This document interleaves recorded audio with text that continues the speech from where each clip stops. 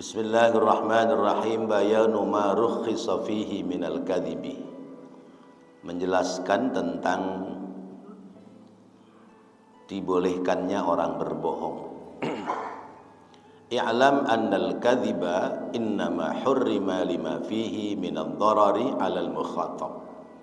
Ketahuilah bahwa sesungguhnya bohong itu pada dasarnya diharamkan manakala mengandung unsur negatif yang berkaitan dengan lawan bicara, au ala ghairihi, atau kepada orang lain,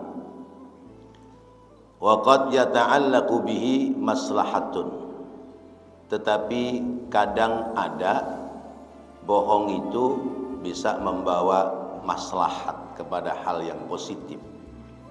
Fayakunu ma'dzunan fihi, maka yang seperti itu diperbolehkan secara hukum syariat. Bohong yang mengandung unsur positif artinya pada hal-hal yang diperbolehkan maka itu boleh.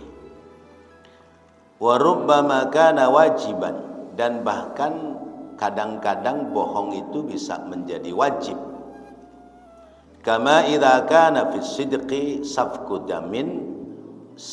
damimri'in. Seperti misalnya apabila orang itu menyampaikan yang sejujurnya bisa menjadikan sebab bertumpahnya darah seseorang, qad ihtafa min dzalimin, karena dibunuh oleh orang yang berbuat zalim. Fal kadhibu fihi wajibun, maka bohong yang seperti itu menjadi dihukumkan wajib sebab menyelamatkan nyawa manusia. Wa kama idza kana la yatimmu maqsudul harbi, dan seperti tidak menjelaskan sesuai dengan keadaannya dalam maksud sedang berperang. Dalam berperang boleh bohong kepada musuh. Kemudian au islahu dzatil bain. Yang ketiga, orang boleh bohong apabila untuk mendamaikan orang yang sedang bertengkar. Aw istimalatu qalbil mujni, atau sedang menundukkan hati orang yang sedang terluka alaihi kepadanya.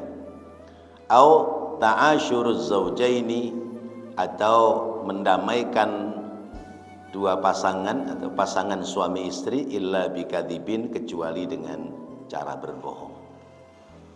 Bapak-bapak hadirin dan saudara-saudara, jadi lawan kizib atau lawan kadzib adalah sidik, ya, sidik jujur, kadzib atau kizib bohong. Ada kalanya bohong itu boleh, ya. Boleh itu artinya mubah, ya. Ada kalanya bohong itu justru wajib. Hal-hal yang diperbolehkan dalam bohong itu apabila bohong mengandung ma'dzunan fihi, ya, mengandung kemaslahatan yang diperbolehkan secara agama. Contoh misalnya apalagi terkait dengan pembunuhan, ya. Misalnya ada orang sedang berbuat zalim, mungkin dua orang bersaudara sedang berselisih, ya. Kemudian perselisihannya sampai terjadi berantem besar, lalu yang satu terdesak, yang lain mendesaknya, kemudian yang terdesak lari minta perlindungan kepada kita.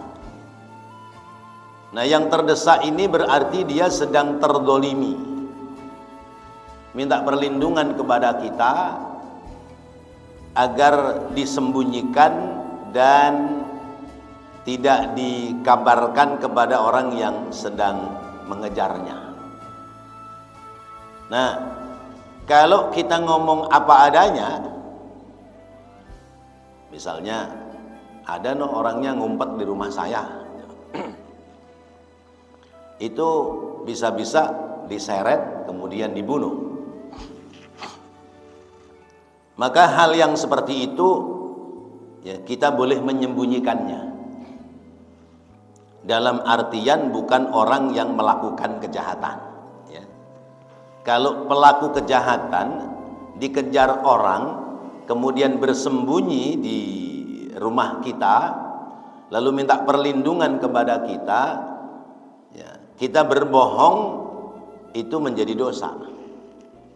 Bahkan kalau akhirnya ketahuan bisa jadi kita dianggap menyembunyikan orang yang melakukan kesalahan. Tetapi masih ada cara yang lain ya. Kita sembunyikan kemudian orang mengejar datang di hadapan kita lalu kita memberikan kesadaran kepada orang-orang yang sedang mengejarnya dengan mengatakan, seandainya saya menemukan kemudian saya hadirkan di hadapan kalian, mau diapakan? Kalau kalian janji tidak mau menyakiti ya, kecuali kita serahkan kepada pihak yang berwajib, saya siap membantu ya. Tapi kalau saya hadirkan kemudian kalian menyakiti apalagi membunuhnya, misalnya dengan membakar dan sebagainya, maka saya tidak akan mengizinkan. Setuju atau tidak? Kalau setuju, saya akan membantu. Nah, seperti itu boleh. Tapi kalau menyembunyikan dengan mengatakan nggak ada, ya, padahal dia orang yang berbuat zalim, berarti kita melakukan kesalahan. Kecuali yang kita sembunyikan adalah orang yang terzalimi, boleh. Ya. Orang ini marah besar, dia kejar saudaranya, ya mungkin urusan warisan atau urusan apa gitu ya. Nah, lalu kemudian kita sembunyikan saudaranya yang terzalimi, kemudian dengan tegas kita mengatakan nggak ada, nah, supaya dia kembali. Sesudah itu ditunggu turunnya emosi, nah, baru kemudian kita damaikan. Yang seperti itu boleh. Bahkan itu dihukumkan wajib karena menyelamatkan jiwa manusia. Kemudian bohong boleh pula, yaitu dalam peperangan ya. Karena perang ini penuh dengan tipu muslihat ya. Perang ini penuh dengan tipu daya. Tentu berperang yang kita pahami adalah perang di zaman Rasulullah sallallahu alaihi wasallam, yaitu perangnya umat Islam melawan orang-orang kafir musyrik. Kalau perang zaman sekarang, apa yang mau diperangi? Ya, perang kita tidak jelas. Ya. Kalaupun terjadi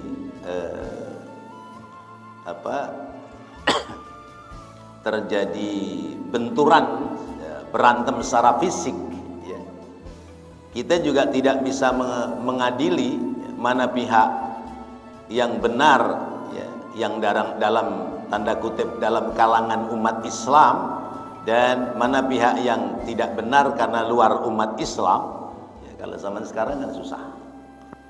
Maka perang hari ini bukan perang agama, tapi perang pemikiran ya. Ya, namanya ghazwul fikri, perang pemikiran ya. Perang ide di tengah-tengah kita bangsa Indonesia. Kita umat Islam harus banyak memiliki ide, banyak memiliki pemikiran, supaya kemudian anak-anak umat Islam tidak larut pada budaya-budaya dan ide-ide luar Islam. Ya, seperti yang pernah saya contohkan, anak-anak muda zaman dulu itu kalau belum punya jaket yang di punggungnya ada gambar bibir domblenya, itu belum hebat ya. Apa namanya dulu? Mick Jagger apa dulu ya? Iya, Mick Jagger ya. Bibir domble itu kan. Wah, baru dah tuh hebat. Nah, ini kan budaya ya. Budaya umat Islam diseret kepada budaya luar Islam. Maka ulama-ulama kita menciptakan ide ya. Dibuatlah jaket ya, tulisannya Majelis Rasulullah. Ini namanya perang ide ya. Jaketnya tulisannya Majelis Rasulullah ya. Gambarnya kubah dan menara Masjid Nabawi. Akhirnya remaja-remaja kita berganti jaketnya Majelis Rasulullah. Sekalipun boleh jadi baru jaketnya doang ya, ya atributnya ya, aktivitasnya kan perlahan-lahan dibawa ya sesuai dengan jaketnya. Nah, ini namanya perang pemikiran. Ketika misalnya ada ide-ide tentang bagaimana mengembangkan seni budaya, yang kemudian seni budaya itu bergeser dari budaya-budaya Islami, maka ulama-ulama kita menciptakan seni budaya yang Islami ya. Dulu rebana ya. Kalau bicara rebana itu ada rebana kecil, ada rebana sedang, ada rebana besar ya. Ya. Kalau rebana kecil ya ketimpringan ya. Kemudian dimodifikasi namanya marawis ya. Marawis kurang laku, dimodifikasi lagi namanya hadroh. Nah, ini cara-cara ya, cara-cara membangun budaya Islami ya, dalam rangka memerangi budaya luar Islam. Lalu apalagi yang harus kita bangun ya, ya diantaranya adalah bagaimana membangun ekonomi umat ya, yang Islami, sehingga umat ini dalam berekonomi menggunakan ekonomi syariat Islam. Itu diantaranya itu. Jadi perang kita hari ini ya terkait dengan hal-hal seperti itu. Nah, perang yang dimaksud secara langsung yaitu Rasulullah dengan para sahabat ya, musuhnya adalah orang kafir musyrik.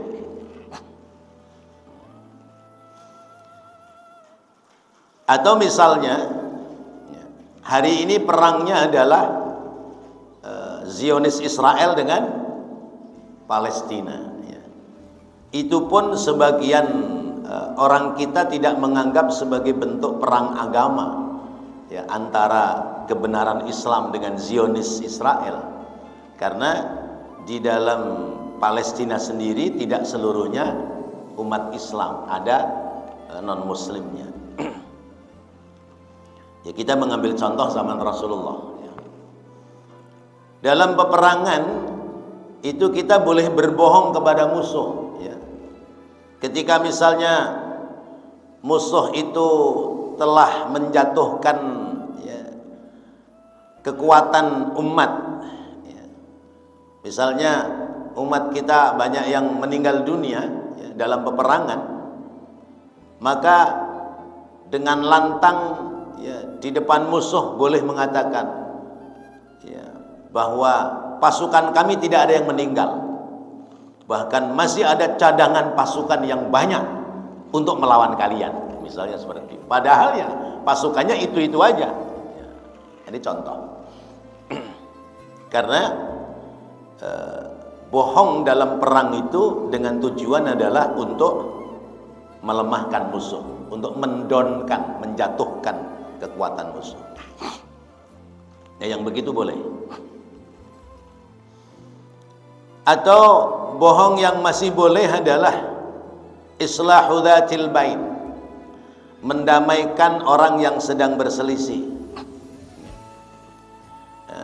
Pak Umar sama Pak Ali berselisih ya. Selisihnya sesungguhnya cuma salah paham aja karena ada omongan-omongan lewat orang lain, kemudian terjadi gesekan, akhirnya nggak mau bertemu. Nah, maka ketika kita ketemu dengan Pak Umar, ya, sekalipun Pak Ali nggak ngomong sama kita, kita boleh ngomong, Pak Umar, dapat salam dari Pak Ali, kangen katanya, pengen ngopi bareng, misalnya seperti itu.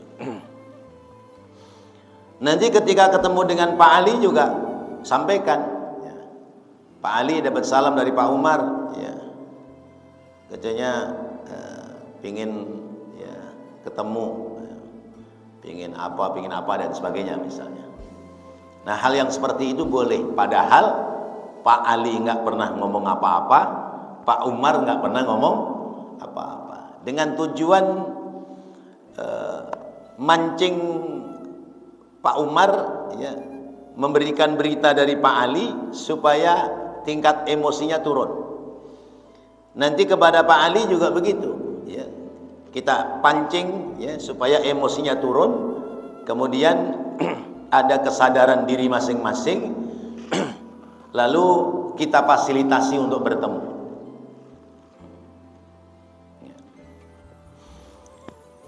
Dan itu Allah telah perintahkan kepada kita.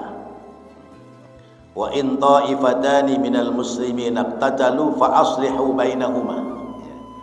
Kalau ada dua golongan yang sedang berselisih, ya, dua golongan sesama orang Islam, ya, sedang berselisih, ya, atau dua kelompok yang sedang berperang antar sesama umat Islam, maka fa aslihu bainahuma, kata Allah. Ya.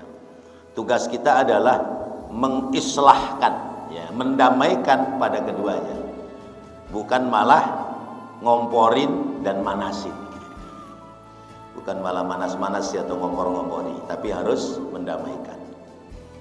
Ada antar tetangga dengan tetangga, ada selisih, ada selek, ya. Tugas kita mendamaikan, bukan malah nambah-nambahin perselisihan. Kita damaikan, ya, dan di situ boleh, ya, orang berbohong karena limaslahatin, untuk membangun kemaslahatan. Nah, di sini yang disebut unsur positif, bukan positif dari segi keuntungan pribadi, tapi positif dari sisi untuk kebaikan bersama. Yang ketiga, wastimalatu qalbil mujni. Orang boleh bohong untuk melembutkan hati orang yang terluka. Ya, misalnya namanya di masyarakat kadang-kadang ada orang yang kalau ngomong itu nggak dipikir, ya, ngomong sekate-kate kata orang kita. Ya. Akhirnya ada orang yang tersinggung. Ya, orang tersinggung. Kemudian dia keluar dari perkumpulan, ya, keluar dari perkumpulan yang baik, ya, dengan sebab omongan yang menyakitkan dari seseorang. Kita boleh datangi dia, ya, orang yang tersakiti ini, orang yang terlukai hatinya oleh omongan, ya, lalu kemudian kita mengemas dengan, ya, kebohongan supaya orang ini kembali lagi berkumpul dalam kebaikan. Itu boleh, ya, kita datangi, kita ngomong, ya, kita bicara, nggak usah dipikirin lah omongan dia, emang dia orangnya begitu, ya, kalau ngomong nggak dipikir itu sebetulnya mah dia nggak ada maksud menyakiti situ, ya, misalnya seperti itu, ya. Nah, ini kebohongan-kebohongan yang diperbolehkan. Atau yang keempat, ta'asyuruz zaujain. Suami istri sedang selisih. Suami istri sedang selisih, kemudian bagaimana caranya supaya suami istri ini damai kembali? Maka kita boleh di dalamnya melakukan kebohongan. Bohong yang seperti itu boleh. Ya. Datang kepada istrinya, ya. Oh, dapat salam dari suami kamu. Salam apa? Ya katanya nih bentar lagi musim hujan, takut dingin, ya, kangen katanya, misalnya gitu. Ya. Ya. Ketika datang ketemu dengan suaminya begitu juga, dengan maksud supaya damai, kembali akur, terbangun kembali rumah tangga yang sakinah. Cara-cara ya, atau bohong yang seperti ini diperbolehkan.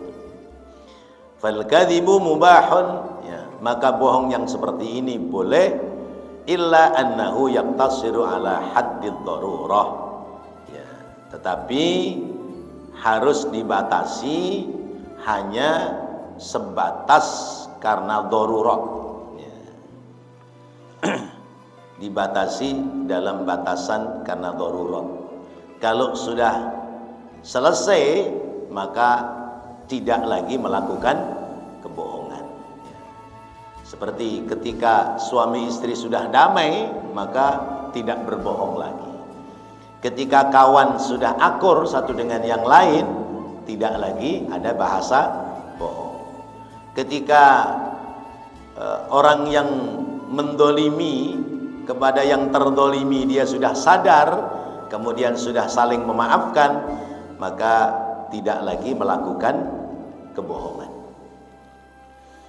Itu yaqtasiru ala haddi darurah, ya, sebatas darurat saja. Li'alla yatajawazu ila ma yastaghni anhu, supaya tidak melampaui pada kebohongan yang lebih dari itu, ya.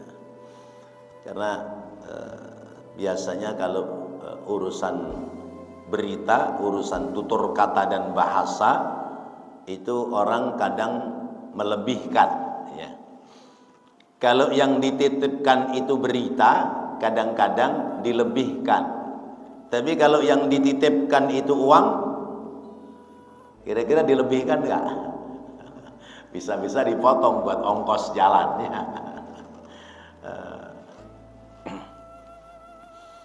Wa fi makna dzalika, dan terkait dengan makna yang seperti di atas, waradat ahaditsu katsiratun, banyak contoh-contoh hadis. Qala Saubanu, ya, berkata Imam Sauban, al-kadzibu kulluhu ismun, ya, bohong itu semuanya dosa, illa ma nafa'a bihi musliman au daf'a anhu dararan, kecuali bohong yang terkait dengan membawa kemanfaatan bagi sesama umat Islam, atau bisa mencegah madarat, mencegah kecelakaan di dalam kehidupan, maka bohong yang seperti itu diperbolehkan. Baik, masih banyak waktu, barangkali ada yang mau menambahkan, dipersilakan.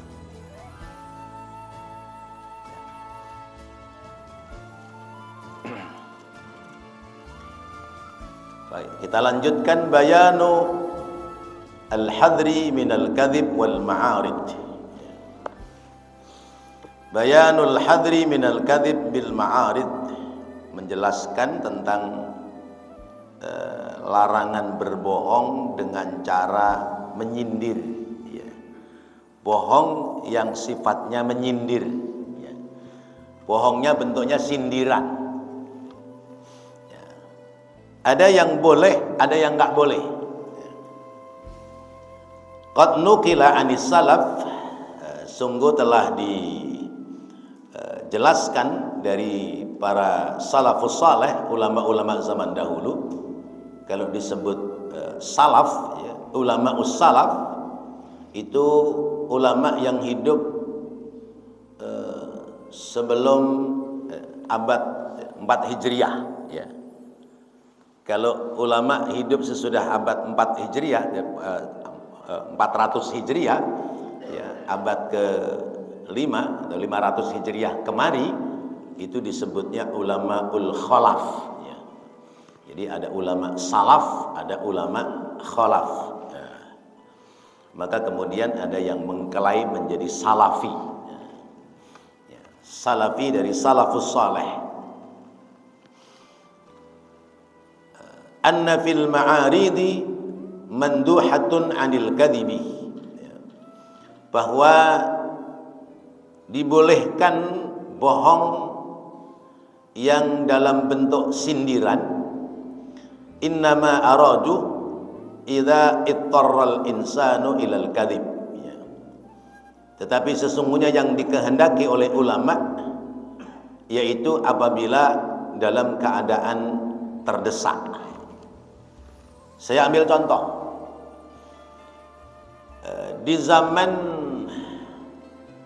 Imam Syafi'i itu kerajaan pada zamannya terjadi peristiwa namanya mihnat.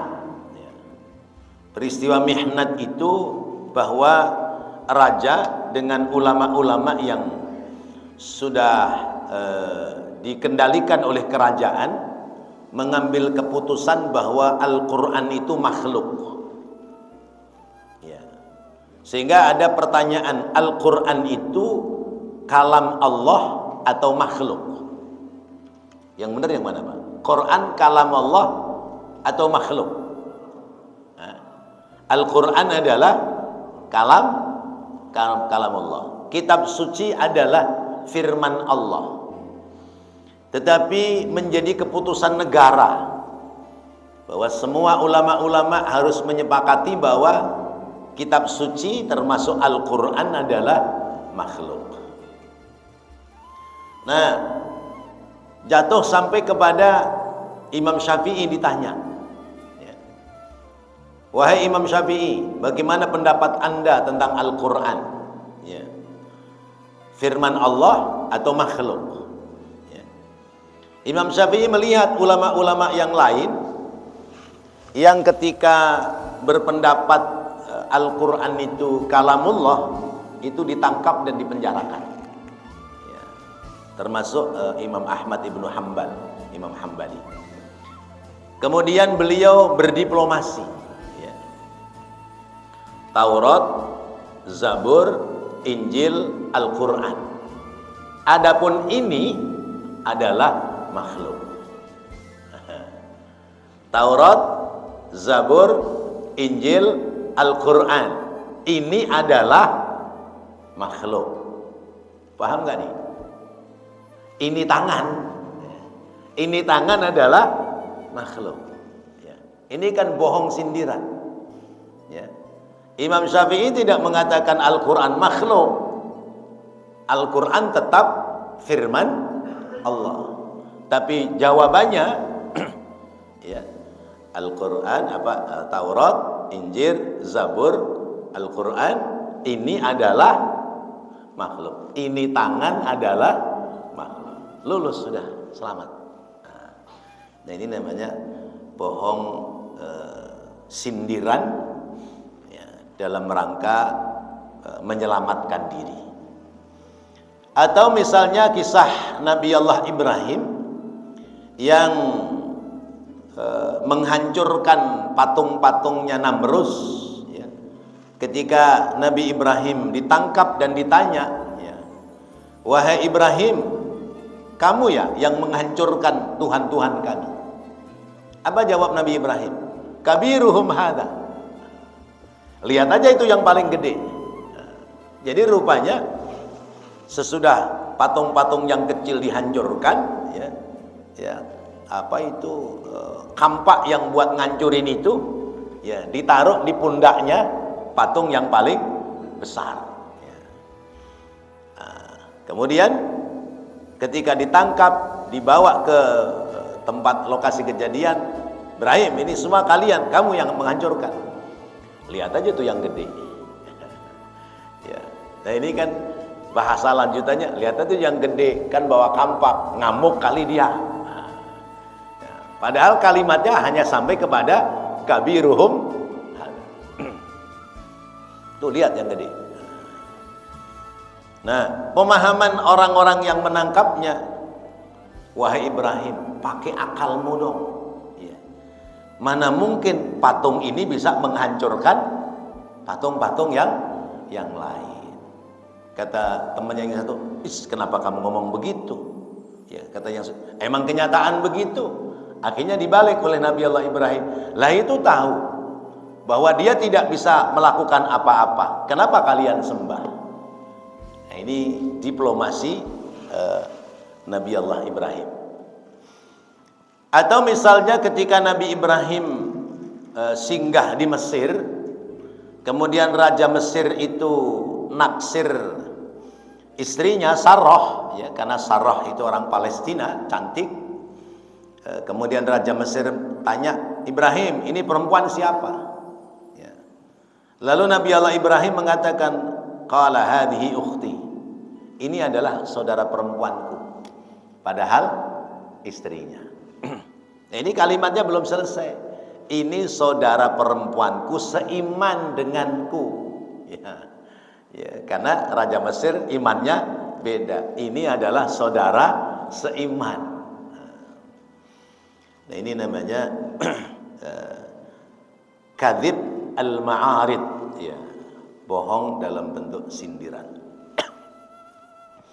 Fa amma idza lam takun hajatun wa daruratun fala yajuzu ta'ridu. Maka ketika tidak ada hajat, tidak ada keperluan, maka tidak boleh, ya, sindiran, berbohong dalam bentuk sindiran.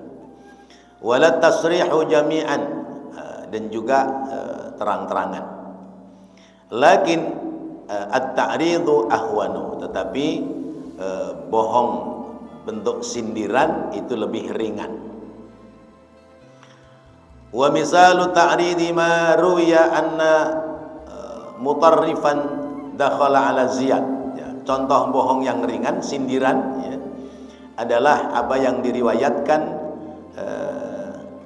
oleh Imam Mutarrif, ya. Dakhala ala Ziyad, dia pernah masuk ke tempat kerajaan. Fastabta'ahu, lalu ia terlambat datang. Fata'allala bimaradin, ya. Kemudian dia beralasan terlambat datang karena sakit. Wa qala ma rafa'tu jambi mud faraqtul amira illa ma rafa'ani Allah ma rafa'ani Allah. Mutarrib mengatakan, ya, aku tidak mengangkat lambungku sejak aku berpisah dari sang raja kecuali Allah yang mengangkatku. Jadi ini contoh. Mutarrib, ya, dia itu staf kerajaan tapi datang ke istana raja dalam keadaan terlambat. Terus kemudian dia mengatakan, kenapa kamu terlambat, wahai sang raja? Aku ini tidak pernah berpisah, ya, dari raja kecuali Allah yang memisahkannya. Jadi mengambil alasan bahwa ini kehendak Allah, gitu. Padahal ya memang terlambat, ya. Ya, seperti misalnya rumah saya dekat kuburan, ya. Ya, kadang-kadang kalau lagi ada pertemuan di, ya, kantor MUI atau di, ya, tempat-tempat tertentu, ya. Kenapa Ustaz terlambat? Iya, mohon maaf, depan rumah banyak orang meninggal, kata saya begitu. Ya, ya, ya. Bohong nggak? Ya. Depan rumah banyak orang meninggal. Iya, depan rumahnya kuburan. Iya, iya. Ya, itu contoh misalnya. Itu bohong sir, ya, atau al-ma'arid. Atau misalnya contoh lain, kana Mu'adz bin Jabal amilan li Umar radhiyallahu anhu. Sahabat Mu'adz bin Jabal, dia adalah karyawannya Khalifah Umar. Falamma raja'a, ketika dia pulang, qalat lahu imra'atuhu, bertanya kepada Mu'adz bin Jabal, istrinya bertanya kepada Mu'adz bin Jabal, ma ji'ta bihi mimma ya'ti bihil ummal ila ahlihim. Pak, apa yang kamu bawa, ya, sebagai karyawan pulang dari kantor, ya sebagaimana yang lain biasanya pulang bawa oleh-oleh, ya. Mimma ya'ti bihil ummalu ila ahlihim wa ma kana qad ataha. Ya, sebagaimana para karyawan kalau pulang kerja bawa oleh-oleh makanan. Faqala, kemudian Mu'ad berkata, kana indi dhaghitun, aku enggak bawa apa-apa karena ada yang memata-mataiku. Yang ngomong sama istrinya begitu. Hari ini saya enggak bawa apa-apa karena ada yang memata-mataiku.